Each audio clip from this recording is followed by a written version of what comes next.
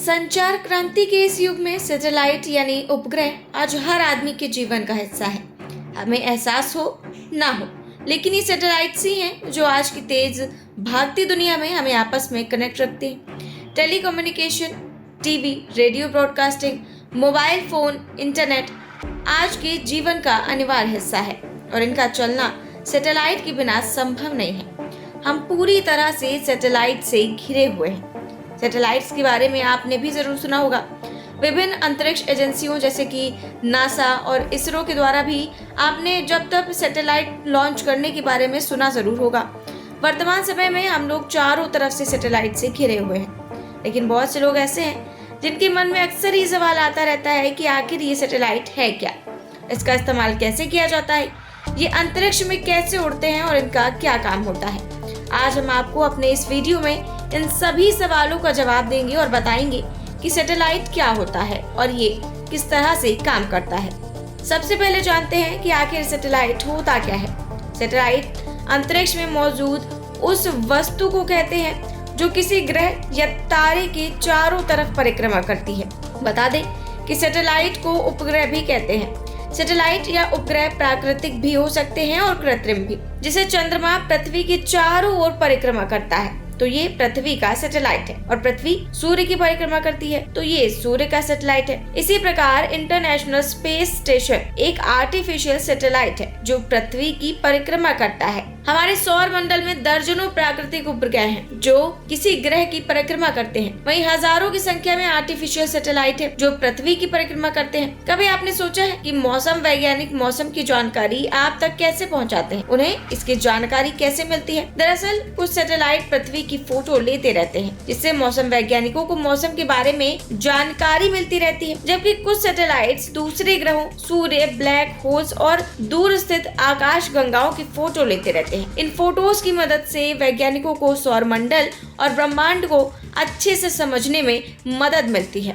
हम अगर टीवी देखते हैं, कितने भी दूर बैठे इंसान से मोबाइल फोन के जरिए बात कर पा रहे हैं, तो ये सब सैटेलाइट के माध्यम से ही संभव है। अन्य सैटेलाइट्स का इस्तेमाल मुख्य तौर पर कम्युनिकेशन के लिए किया जाता है। सैटेलाइट के जरिए ही टीवी सिग्नल और फोन कॉल्स को दुनिया भर में भेजा जाता है। इसके साथ ही 20 से अधिक सैटेलाइट का एक ग्रुप है जिसका इस्तेमाल ग्लोबल पोजिशनिंग सिस्टम यानी कि जीपीएस तैयार करने के लिए किया जाता है। जीपीएस की मदद से सैटेलाइट आपकी सटीक लोकेशन का पता लगा सकते हैं। एक सवाल जहन में आता है कि सैटेलाइट्स काम कैसे करते हैं, तो आइए अब आपको बताते हैं कि ये काम कैसे करते हैं। जैसा कि हम सभी जानते हैं कि सैटेलाइट एक सेल्फ कंटेंट कम्युनिकेशन सिस्टम होता है जो पृथ्वी से सिग्नल प्राप्त करता है और फिर सिग्नल वापस पृथ्वी तक भेजता है। एक सैटेलाइट को उस तरह से डिजाइन किया जाता है कि वो तय किए गए अपने लक्ष्य या ऑपरेशन लाइफ के दौरान अंतरिक्ष के प्रतिकूल वातावरण को सहन कर सके, जहां उसका सामना रेडिएशन और अत्यधिक तापमान से हो सकता है। इसके साथ ही सैटेलाइट हल्का होना चाहिए क्योंकि लॉन्चिंग का खर्च सैटेलाइट के वजन पर ही निर्भर करता है। इसलिए इन सभी मुश्किलों से निपटने के लिए सैटेलाइट हल्के और मजबूत धातु से बना हुआ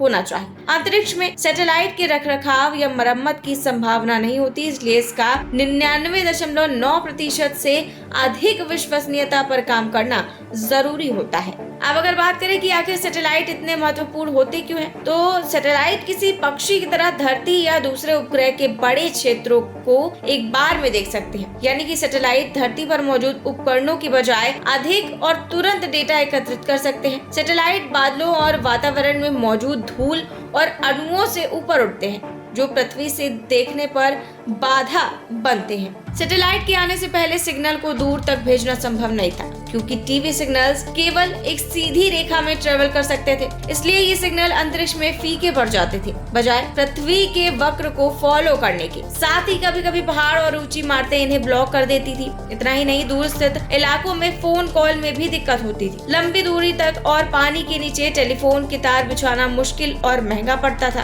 अब सैटेलाइट के साथ टीवी सिग्नल्स और फोन कॉल्स को ऊपर सैटेलाइट तक भेजा जाता है और फिर लगभग उसी समय सैटेलाइट इन सिग्नल्स को पृथ्वी पर विभिन्न स्थानों पर भेज सकता है। कुछ लोगों के जहन में एक सवाल ये भी आता है कि आखिर ये सैटेलाइट अंतरिक्ष में टिके कैसे रहते हैं। तो आप इस वीडियो को आगे देखिए। दरअसल अधिकतर सैटेलाइट को रॉकेट के जरिए अंतरिक्ष में लॉन्च किया जाता है। सैटेलाइट तभी पृथ्वी की परिक्रमा करता है जब उसकी स्पीड पृथ्वी के गुरुत्वाकर्षण खिंचाव की वजह से संतुलित होती है। बिना इस संतुलन के सैटेलाइट अंतरिक्ष में एक सीधी रेखा में उड़ सकता है। सैटेलाइट्स अलग अलग ऊंचाइयों, स्पीड और रास्ते पर पृथ्वी की परिक्रमा करते हैं। मुख्य रूप से सैटेलाइट 3 कक्षाओं में परिक्रमा करते हैं। पहला, लो अर्थ ऑर्बिट यानी कि पृथ्वी की निचली या सबसे करीबी कक्षा। दूसरी, जियो स्टेशनरी ऑर्बिट या भू-स्थिर कक्षा। और तीसरी, ध्रुवीय कक्षा। बात करें तो अर्थ ऑर्बिट यानी कि पृथ्वी की निचली कक्षा की, तो ये ऑर्बिट धरातल से 160 से 2000 किलोमीटर की ऊंचाई तक फैला हुआ है। इस ऑर्बिट में ही अधिकतर मानव मिशन को पूरा किया जाता है जो दूसरे ग्रहों से संबंधित नहीं होते। इसके अलावा इंटरनेशनल स्पेस स्टेशन भी इसी ऑर्बिट में परिक्रमा करता है। जियो स्टेशनरी ऑर्बिट या भू-स्थिर कक्षा वो क्षेत्र है जिसकी ऊंचाई पृथ्वी की भूमध्य रेखा से 35,786 किलोमीटर ऊपर है। कम्युनिकेशन सैटेलाइट के इस्तेमाल के लिए ये बिल्कुल सही स्थान है। इस कक्षा में सैटेलाइट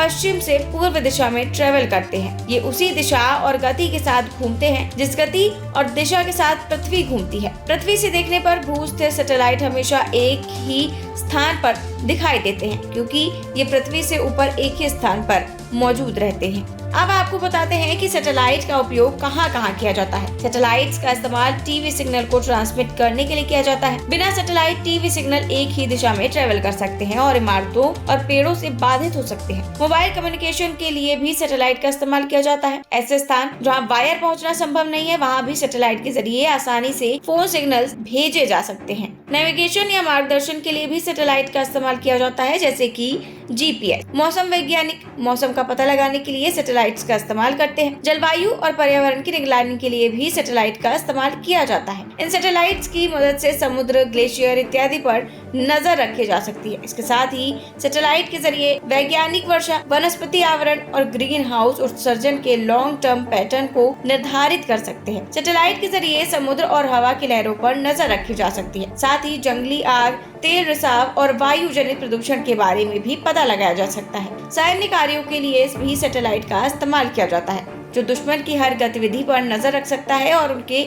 सैन्य ठिकानों का पता लगा सकता है।